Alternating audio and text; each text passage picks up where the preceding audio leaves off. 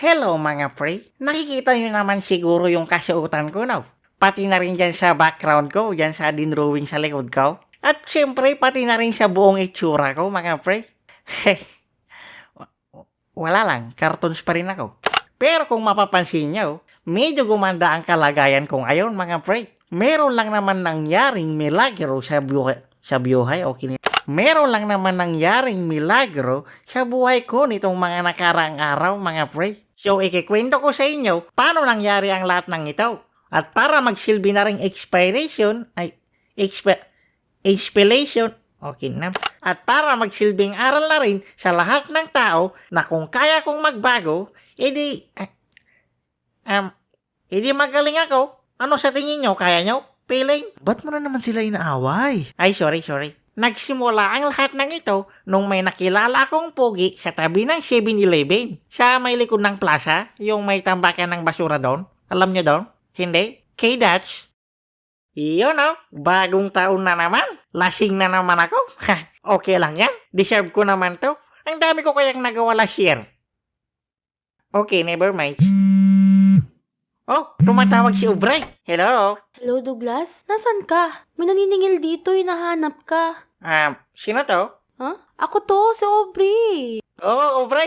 Napatawag ka ata. Oo, kasi may naghahanap sa'yo dito. Nakautangan mo daw. Ay, sus! Namimiss mo lang ako eh. Umamin ka na, ano ka ba? Ha?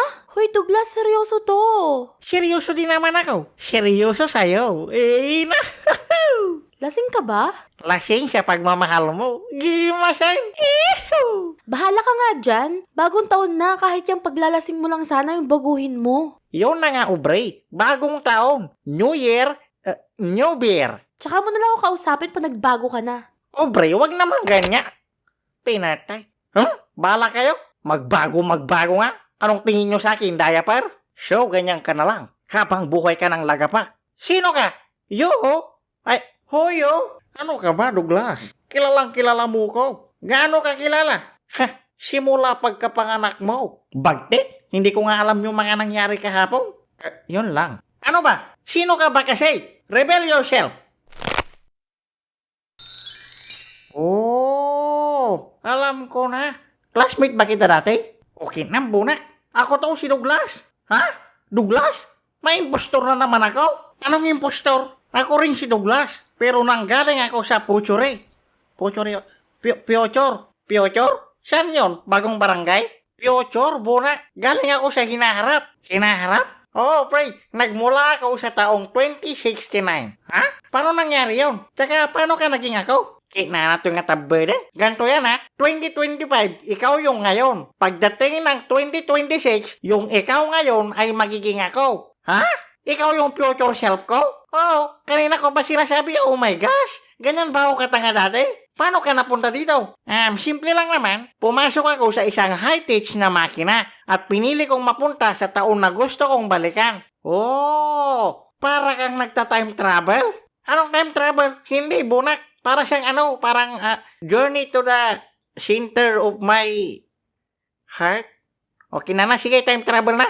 Ay, James, tanga pa rin ako sa 2069. Anong sabi mo? Wala. Sabi ko, ba't ganyan suot mo? Ay, suot ko. Ay, suot mo. Ay, ang gulo.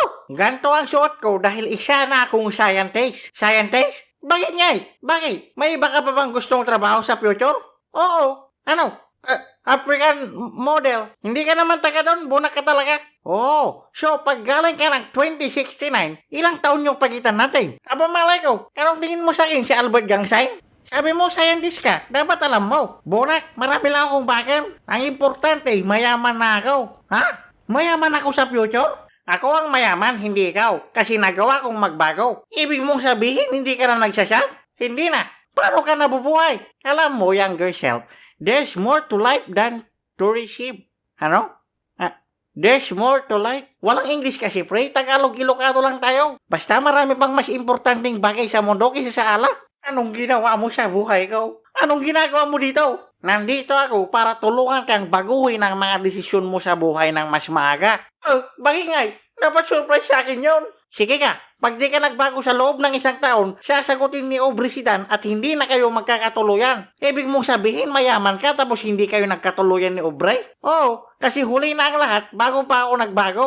Pero may alak pa rin ako. Oo, meron pa rin. Pero ano bang mas mahalaga para sa'yo? Aba, siyempre si Aubrey. Oo, naman pala eh. Tapos konting Red Horse. Ano ba? Kung hindi mo pa sisimulan ang pagbabago mo ngayon, hindi mapapasayo si Aubrey.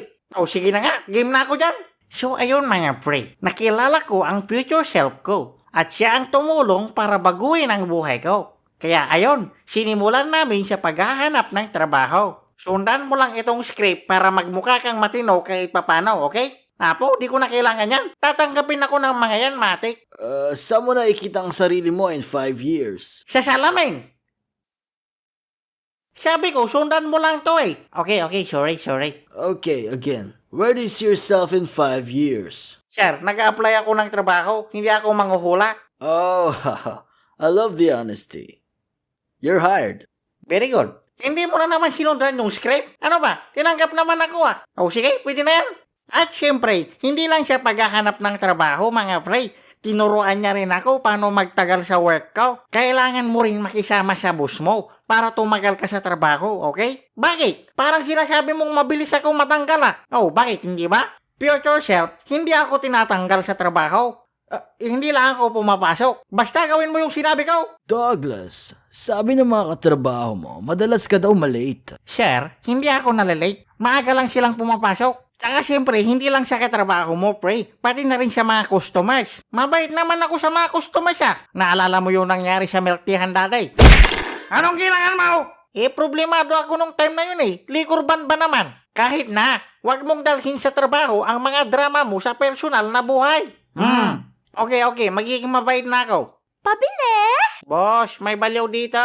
Kakasabi ko lang, maging mabait ka eh. Nandun si Sherilyn eh. Kahit na, malay mo mag-report yun sa boss mo, di tanggal ka sa trabaho. Okay, sige road, copy.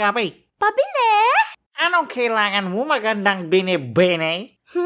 Crush mo ako, no?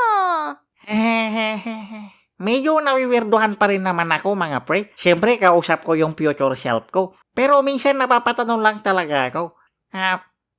Kulot pala ako? Isa to sa babaguhin natin sa'yo pre ha? Ano na naman babaguhin mo? Kailangan mo to. Di mo ba nakikita mukha akong mabango? Nagdamit ka lang, mabango ka na? Punta ka doon, maligo ka. Para kang pusa na takot sa tubig pero amoy aso ka. Grabe ka. Parang di ka naman ganito dati. Bilisan mo at makikipag-date ka ba kay Aubrey? So yun nga mga pre. After 2 days, naligo na naman ako. Sabihin mo yung totoo. 3 days. Yung totoo sabi.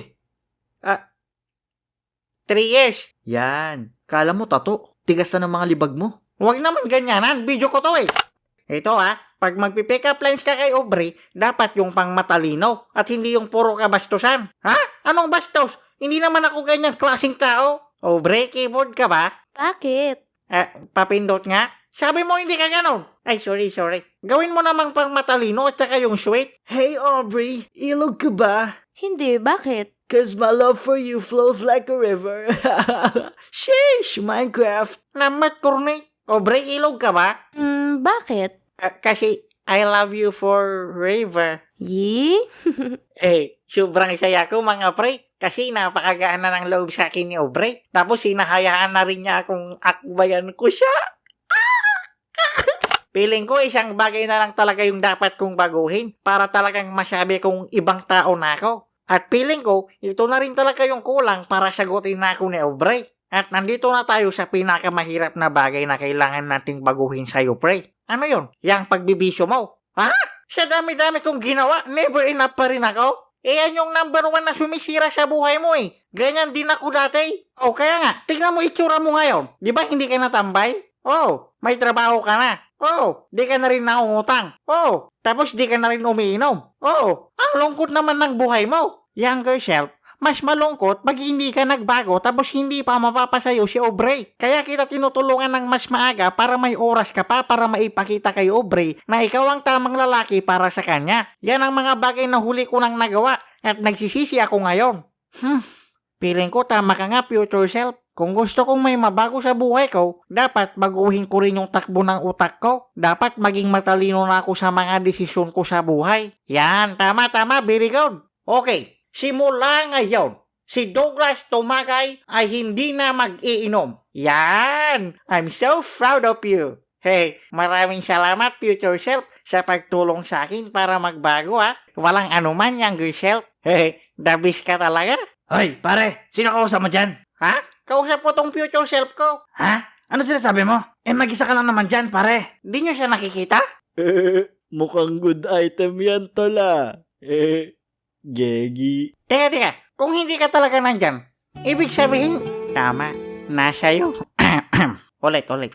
Nasa'yo talaga mismo magsisimula ang pagbabago, kaibigan. Oh, blow minding. Hoy, pare, matagal ka pa dyan? Teka lang, Jar, tapusin ko lang daw. Hindi ka talaga totoo. Ha? Saan na siya? Goods talaga yan, Tola. May natira pa. Gegi. Ano, pare, may handaan sa bahay nila Carlito. Daming alak at pulutan, sama ka?